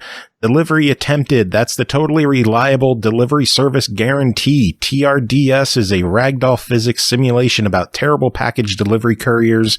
Work together using odd machinery, useful gadgets, and the wonders of physics to reliably deliver packages to their destination. Pernell, tell us about Totally Reliable Delivery Service. Honestly, this is one of those you probably just did. Totally Reliable Delivery Service is a game where you start out and you build yourself a little character model. You give them a nice hat. You give them a top piece of clothing, some pants, and some shoes. You select between a bunch of available garments that you have accessible at the time. And once you've built your character, you say go, and the game dumps you into the middle of a downtown environment. Talk to the wizard, he opens a gate, and the game begins. And what is this game exactly? Well, you're given access to a very large map, and this map has other unlockable environments that can be accessed using either money or completed missions. Strewn, or rather scattered throughout this map, are a variety of different, like vending machine stations where when you pull the crank, a package jumps out of it, and then you are given a delivery challenge. Take this package from point A, where you just acquired it from, to point B, where it needs to go. And depending on what your situation is on the map, you have a variety of different ways to take it there. Usually by way of foot, or actually not by normally, because half the time you don't want to do that shit. You can take it by foot, or you can unlock various vehicles using earned money from completed missions to use the vehicles to deliver the package to the location. Depending on how fast you do it, or in the case of some missions, how you get it, how pristine it is when you get it to the location determines your score. You get a gold, silver, or bronze trophy. And you do this throughout the entire game. You run around and you make these deliveries. Now, you might have heard me describe it in this manner and think, wow, he's really being a jerk about this premise. And that's wrong, because premise-wise, I don't have any issues with this game. I mean, I've played Moving Out. I love Moving Out. I've played Overcooked. I love Overcooked. All games with one very simple premise used ad nauseum throughout the entire game, but it is fun when played either alone or preferably with friends. However, I do have a problem with this game. It's a pretty big one. And that problem is the gimmick that they use to add the humor, being the ragdoll physics and the wacky-tacky controls, for me anyway, ultimately were a detriment to the game. Because here's the thing. So I like the idea of ragdoll physics. I've played games like that Gangbusters game, and I've played Human Fall Flat. Games where basically the whole idea like, look, my guy moves like Jello. I'm falling over the railing. This is fantastic. Yeah, Cole, you love those games, don't you? Yeah, they can kind of wear thin real quick, though. Yes, and I'm glad you made that comment, because normally in those games, the fun ultimately just boils down to just simple fact that I'm a ragdoll with ragdoll physics flopping around on the mat. You play it and have fun until you get bored of it, and then you move on. This game took the ragdoll, I'm a floppy doll physics, and then tried to slap an actual goal on top. Deliver crap from point A to point B. And what ends up happening is you are beating your head into the goddamn wall fighting the controls in hopes of getting something to work. Now, I know people are listening to me right now. They're going, get good, scrub, get good. And I'm responding to you by saying, fuck you. I know how to get good. I understand. I've played games that function like this. And by that, I mean, you have the two bumper buttons. One bumper controls your left hand. One controls your right hand, and there's another button that controls both. And you can grab onto the objects and basically use the hands to grab the objects. For example, let's say you want to pull the lever to dispense a package from a machine. You use your right hand button to grab the lever, and then you push the control stick down to drop the lever, and your package comes out. Easy peasy, beautiful cover girl, right? Yes. Now, the problem is, once you try to pick up this package and then try to cart it to any location, it all falls to shit. So, for example, you want to pick up a package off the ground? Okay, you might want to use both hands to pick this package up because it's a fairly big package. However, sometimes the guy will pick it up and his hand is dragging the package behind him because the way the hand grabbed it, It wasn't particularly in front of him. It was kind of off to the side. So now he's dragging it around like he's like his arm's broken or some crap. Sometimes you want to try to load an object onto a vehicle. You press the button that lets you raise your hand, let that button go to put it down, but it doesn't want to quite set in. So now you got to jump into the damn thing to make it flop onto the vehicle, to make it rest on top. But if you fall the wrong way, your character's lying sideways. Ooh, wacky. So now you got to get him up, and that's a pain. That's an annoyance in and of itself. And then the biggest annoyance for me, you get in the vehicle. Time to start driving. That's the fun part. Except it's not, because the package never stays in the fucking car.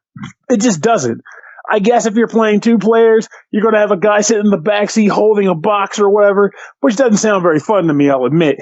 Being the guy holding the box while the other guy's driving the car doesn't sound like a great time. But essentially, the thing never stays. I found myself getting into a car and driving the thing and going very slowly when you should be trying to beat a fucking time to get the package to where it needs to go and failing because it just keeps falling the heck out. Helicopter, not much better. I found a mission where you had to take a oil barrel, put it onto a helicopter, fly it across a river, and deliver it to a factory on the other side. Very simple, straightforward concept. Pick up the barrel, sit on the copter, pilot the copter, land the copter. Here are the problems, though. Getting the barrel onto the helicopter was always a pain in the ass, but I got to the point where I was able to pull it off.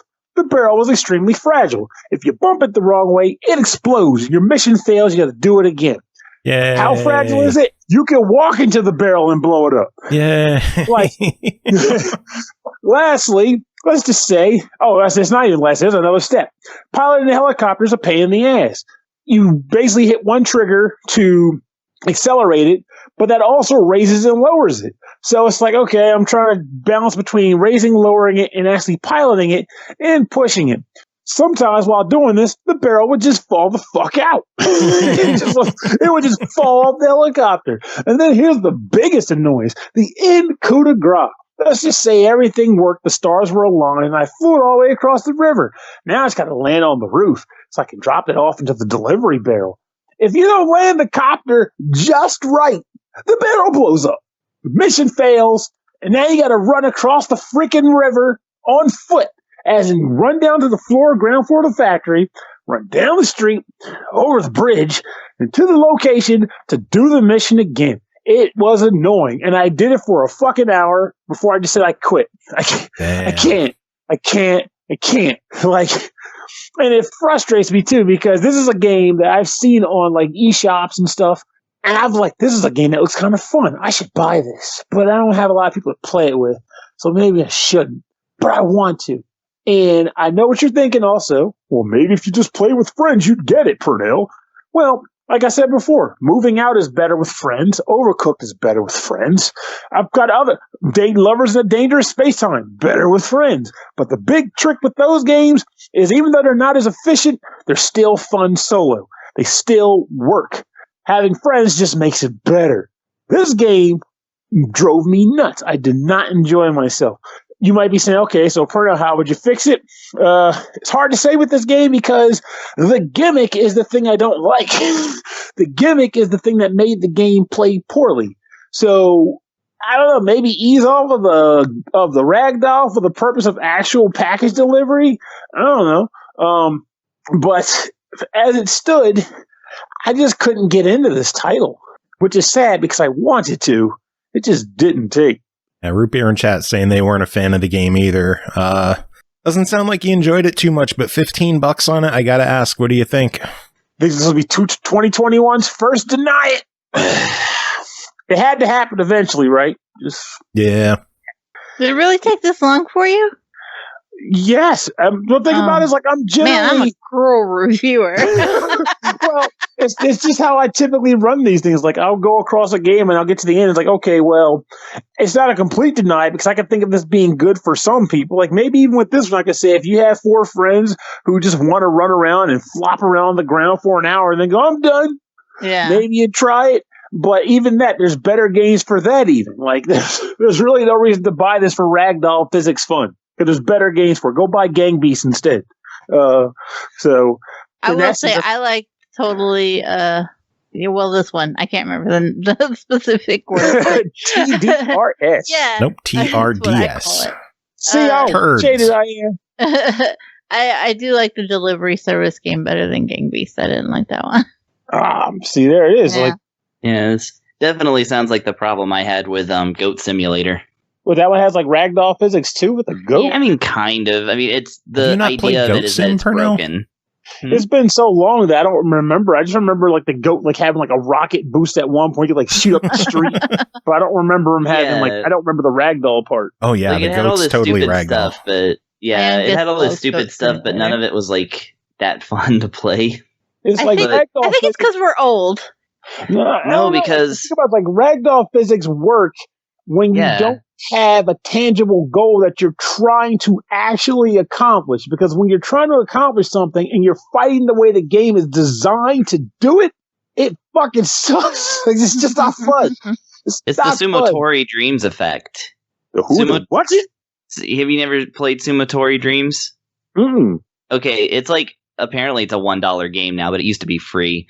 It was like under a megabyte too. It's like such a efficient thing. It's this really low poly like sumo game where all it is just one sumo player against another sumo player, and you just try to have a sumo match. But the controls are so bad and the ragdolling is so bad that is impossible. But it's a huge laugh.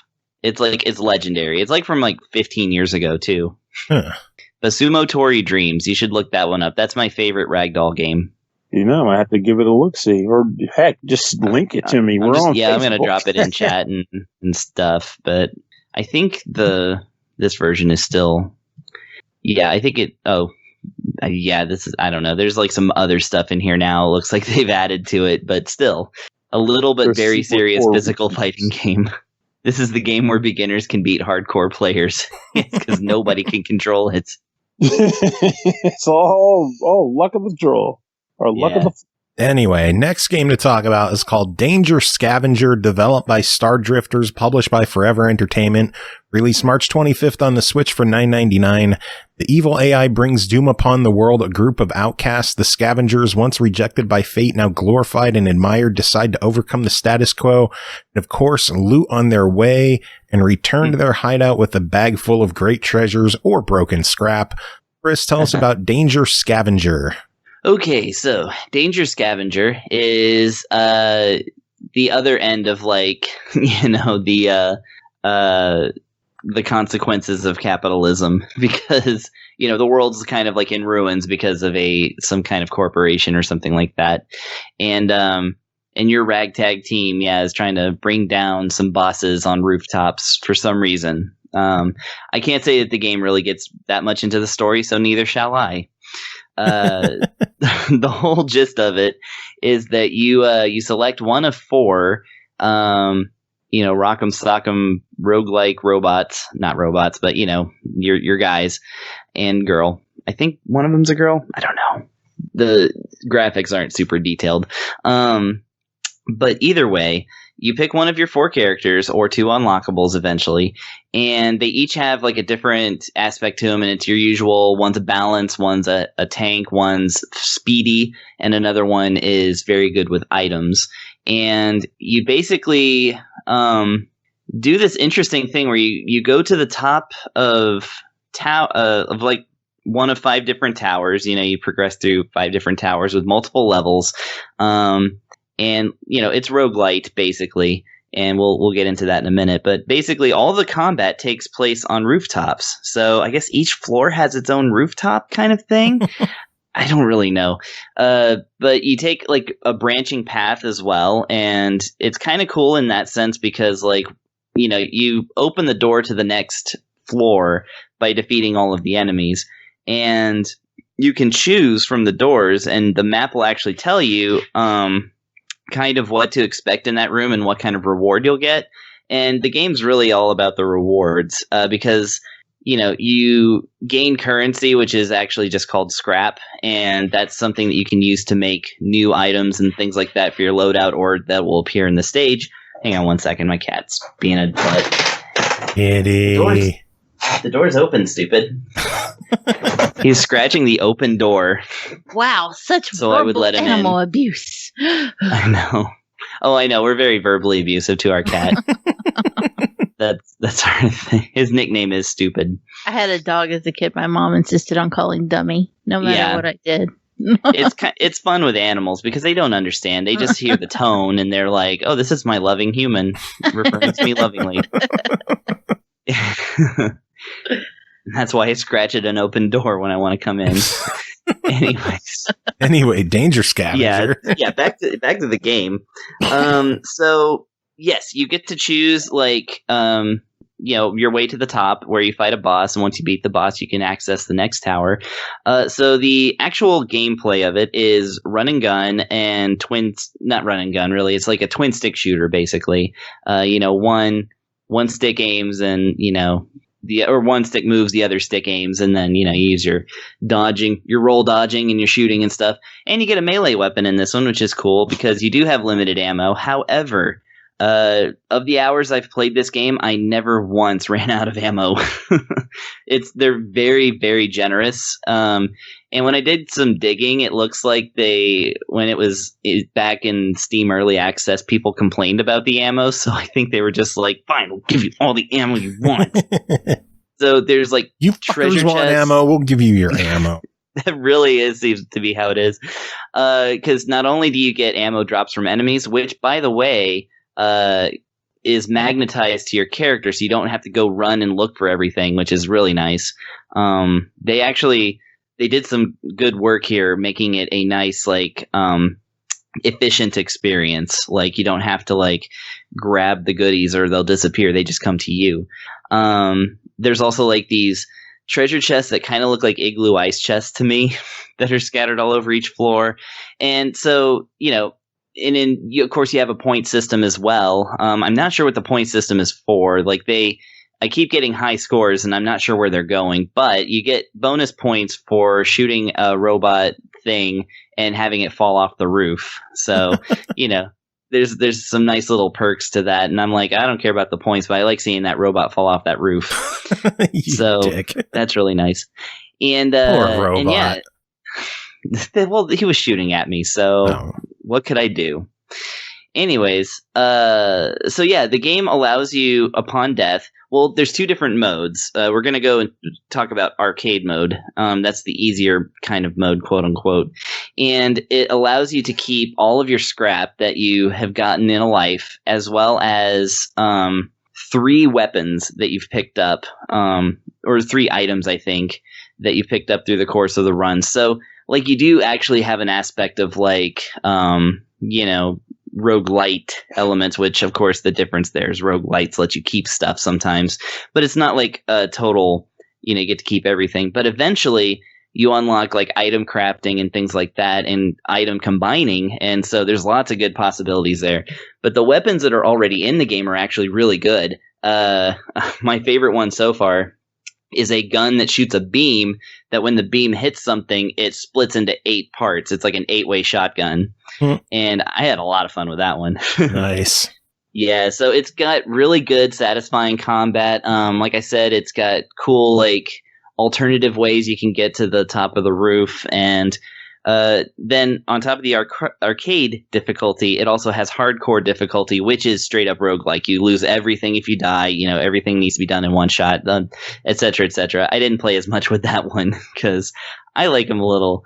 I like the roguelite element more than I like roguelikes. But if you took the arcade thing and took away everything I like about it, that would be the hardcore mode. Which, of course, but I like that it's available. That's a nice thing. The only thing that when I first started playing it that I was like, I don't know about this, was the screen shake. Because it does screen shake every time some impact happens. And I was like, this game's already a little lo-fi on graphics. I don't want it to be shaking while I'm trying to dodge bullets. But fortunately, you can turn that completely off. So that's good. I did that for the rest of my time. Sorry, y'all. I know that screen shake looks cool, but it wasn't working for me. That's for sure. I usually turn that off too. That and any kind of film grain filters. Oh, absolutely. Yeah, no CRT mode or anything like that. CRT mode. Oh man, remember when we complained about that on Odalis and Oniken, and then they like released a patch and fixed it? Oh, I love that. Proud and then they went on to make Blazing you. Chrome. They went on to make Blazing Chrome, which is one of my favorite run and guns ever. So thank you. Good job, y'all. Yeah. Anyway, right, so $10 on Danger Scavenger. Did we do that part? No, we haven't done that yet. Okay, so $10. What do you think? $10? Yeah, actually, I mean that's the sweet spot on price for this thing, because I mean it gives you a lot of replay value. There's lots and lots of loot to grab, and it's exciting to play. And I kept going back to it. But it doesn't have that AAA feel or anything, and it doesn't need to. I'd say this is one of the better roguelites that I've played, possibly the best one in 2021 so far. I venture to say. So no, that Zelda-like game I played was really good. So there's two really good ones I've played so far. But this is one of them. I actually like this, and I'll be returning to it, and I give it a buy it. Cool, sounds good. Yeah. All right, next up is Escape from Life, Inc., developed by PowerBurger, published by Sometimes You, released March 31st on Xbox One, Switch, PS4, and PS5 for $9.99. Escape from Life, Inc. is a quirky, story-driven puzzle platformer where you switch between 3 animals, a walking fish, an arrogant eagle, and a stuttering reindeer. Together with plenty of wacky characters, help these 3 unlikely friends escape the alien lab. Cole, tell us about Escape from Life, Inc. I played through this game, and I still don't understand what the fuck is happening in this game. What an odd one. You start off pretty mundane. You're a fish in some water, and your fish mom is doing fish mom things, and then you leave to go to school, and you get sucked up, and then you're on then it cuts black screen, and then you're an eagle flying around doing eagle things, and then another thing happens. I'm trying not to spoil, but also give basis for what happens, and it's just as weird as it sounds, okay? Then you are a reindeer who gets yelled at by a bear in a Santa suit who's basically telling you you're a shit reindeer and you're not going to make the team because you're not like Rudolph. A lot happens here, okay? And I don't know how any of it is supposed to make sense, even in the context of this game. It's just such a weird combination of events. You end up on an alien planet. Somehow they have decided to give the fish legs, but that doesn't change the fact that the fish still is like, you swap between the 3 characters to solve puzzles, and one of the puzzles, the way you use the fish is anytime there's water, you jump into the water and use the fish. And then sometimes you have to fly to reach things, so then you got to switch to the eagle. And sometimes you got to bash things with your antlers, so then you switch to the reindeer. And the whole point is to get through the levels to the next level with some puzzling platforming that requires you to use each individual creature's abilities. But who the fuck thought it was a good idea to put feet on a fish? Who thought the 15-year-old solo developer behind this game thought it was a good idea to put feet on fish? Kudos to them. Why? 15 years old. That is pretty impressive. That is impressive. I'm fucking 40 and I haven't done shit in my life, and this 15-year-old kid has a game published. God damn. Yeah. Kids these days. They're going to change the world. I hope he's not listening to this review, because I think I said fuck a few times. Oh no, Cole said fuck. I'm sure he said it more times while programming the game. I have a teenager who likes to program, and I can confirm I have seen her text messages and the word fuck comes out a few times. It's a thing. Yeah, it's such a weird game. I give them credit for the creativity aspect of it. From the gameplay side, it's maybe not the most exciting thing you could play. It's one of those that you kind of play as a novelty just because it's weird and you can be like, hey, I played that, you know?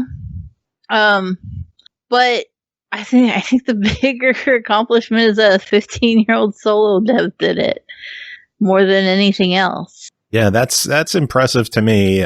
We talked to how many developers who are like, you know, it's my dream to get published on the Nintendo store, and this 15-year-old kid just comes in, and here we go. A game on the Nintendo store, on the Xbox store, on the PlayStation store. That kid is not as old as the Nintendo DS.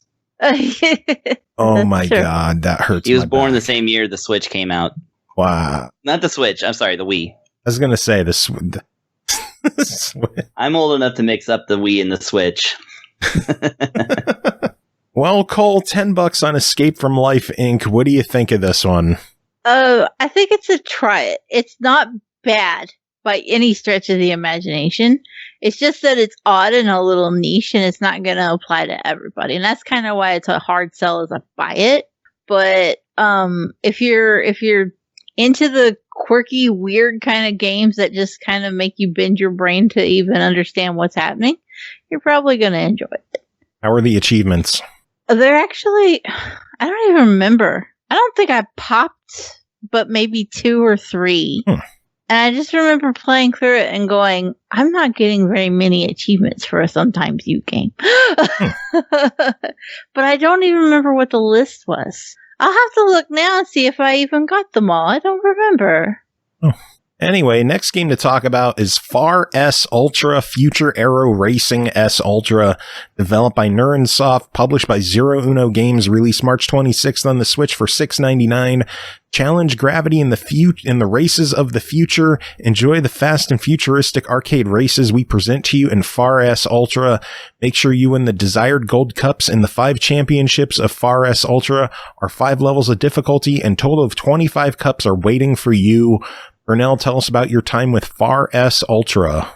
Okay, so Far S Ultra would be a game that would appeal to folks who are fans of speedy racing titles like Wipeout or F-Zero, or heck, that game I reviewed, 2 weeks ago? What's it called? It's Pacer, right? Yeah. The name that throws me off all the time. Is it Pacer? It's Pacer. So this game is a similar moniker to the whole speed racing game. However, there are a few things that make it a bit different from what we're used to as far as the fare is concerned. In this game, you choose a general cup, basically going to the championship mode and choosing one of the 5 cups. So initially, you can only do the starter cup, the Electron Cup. And each cup, as mentioned, has 5 different difficulties associated with it. Good luck getting past the first 1 or 2. So throw it out there right now.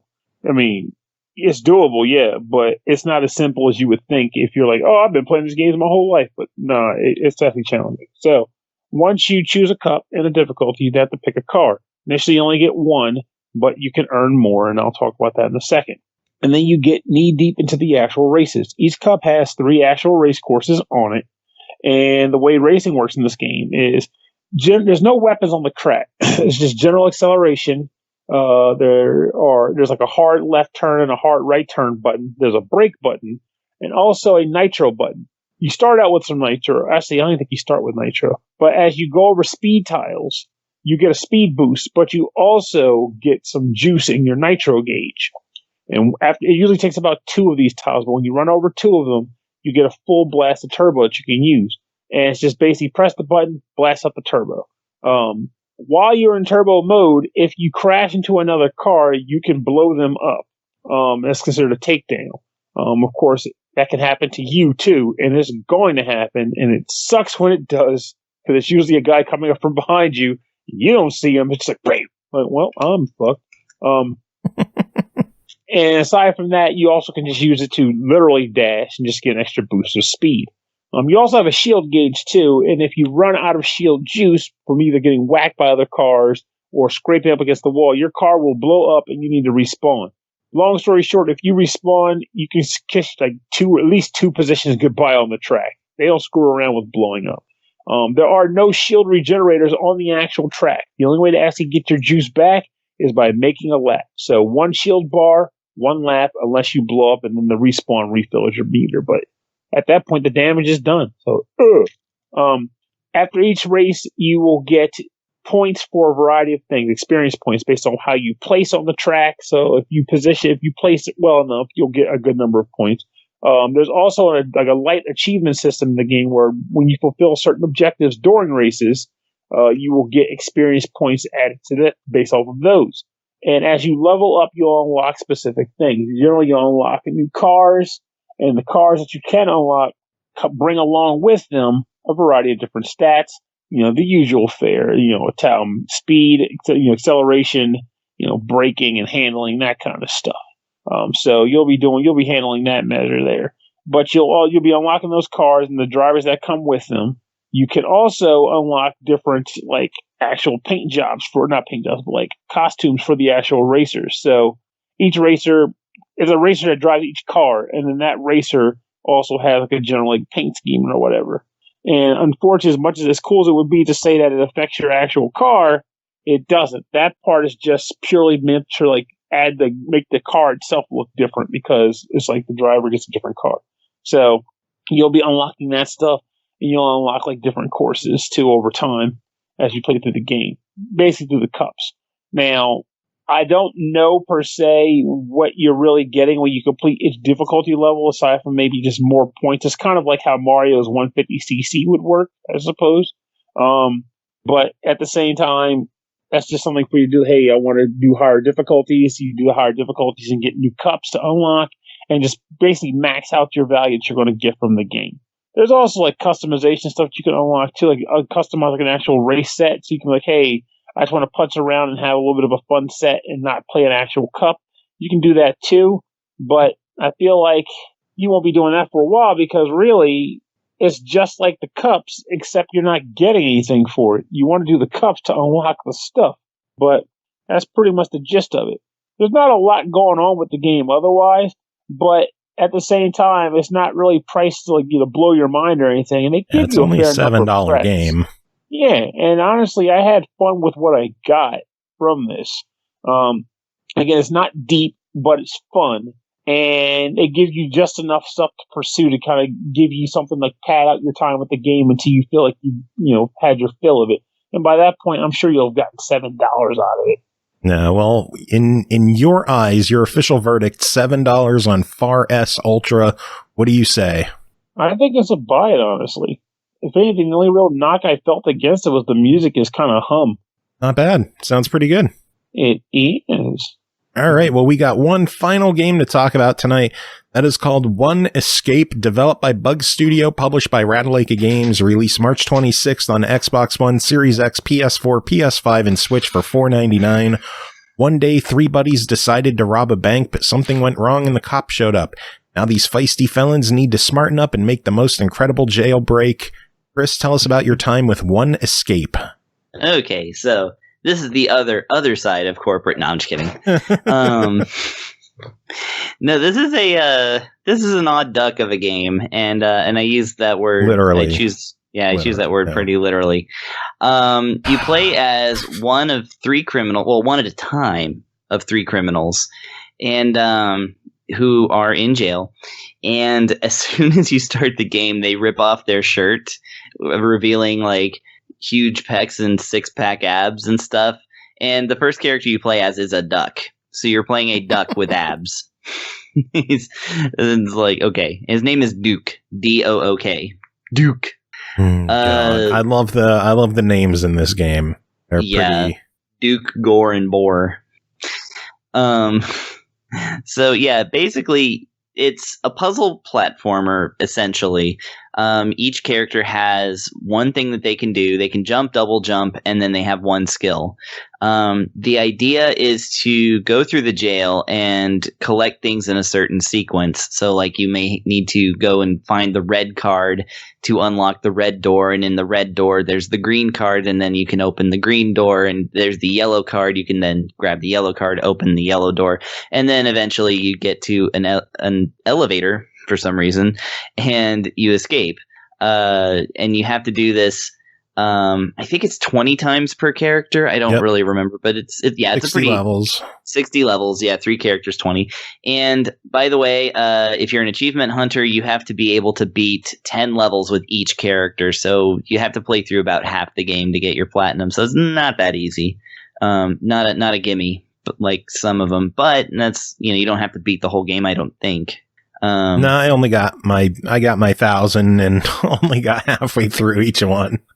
Yeah, see, there you Terrible. go. But what do you expect, Cole? Be honest. I did the same thing. You did the same thing. You goddamn right you did the same thing. Yeah. I want to say how annoyed I am that these characters are so buff and ripped, and you can't fight with any of them except one. Yeah, and the one doesn't really fight, because if you get caught, you still lose, you know? You can mostly fight crates and walls.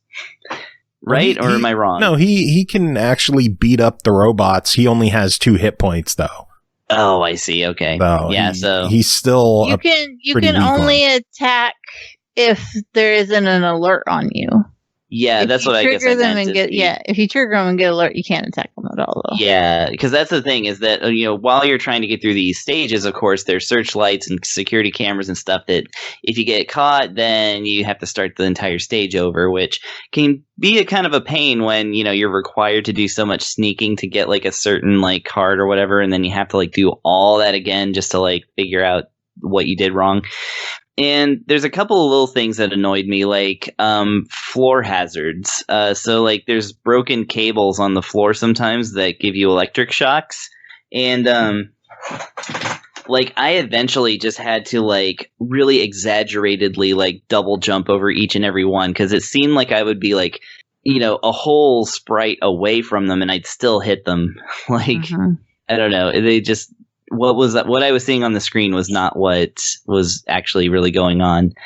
Having said, I mean, it is pretty interesting to, like, work out the different ways that you can, get through the stage and, like, what you have to do and all this stuff. Like, it turns your brain on enough. And like I said, the 3 characters have 3 different things they can do. Like Duke, the duck, can crawl into smaller spaces and stuff, which,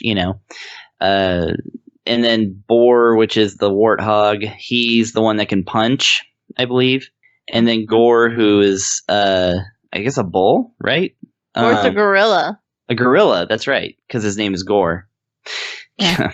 See, I was trying to remember, and I was like, crap, I can't remember. He hangs on to the cracks in the walls. He can climb. And so, yeah. But yeah, like, that's basically all it is just get through all the stages with all the characters and try to get out of jail. Cool. Sounds simple enough. $5 on it. What do you think? Yeah, it gets into, fuck it, why not territory right there. I mean, it's not my favorite Ratalaika game, but, it also, it's exactly what it, says on the tin as far as that goes. I guess 1 escape. It's actually 3 escapes, but we'll let that slide. No. All right. Cole, any thoughts?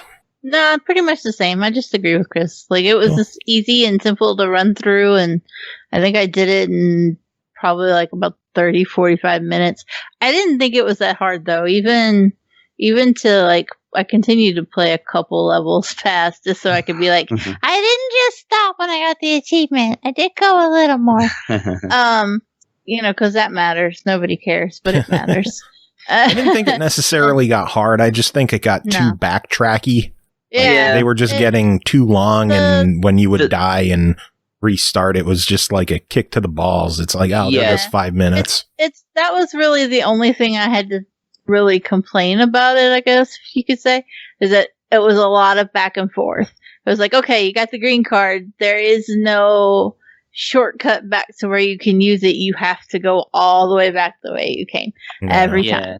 And so then there was a lot of go to the left to get the green card, go to the right to get the red card. Oh, now you can go back past where you got the green card again to go a little further to get an orange card. And it was like back and forth, and that was pretty much the only thing to really fuss about. Yeah, the difficulty was in the frustration of it, not the actual, like, level design or, anything like that. It was just frustrating when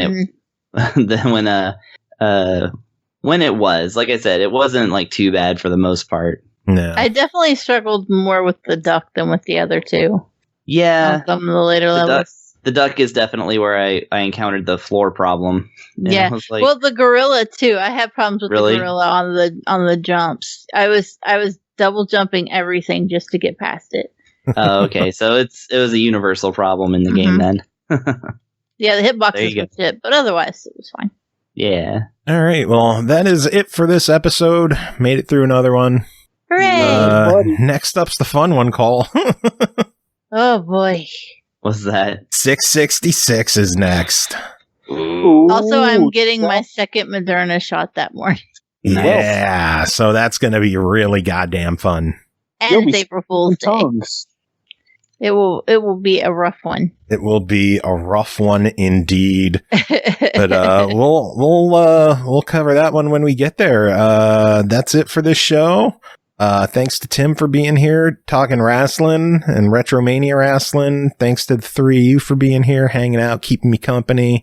Does anyone have any final words to end the show? Time to go get my laundry out the dryer. That's right. Of course you had laundry. Working the business, doing my dance.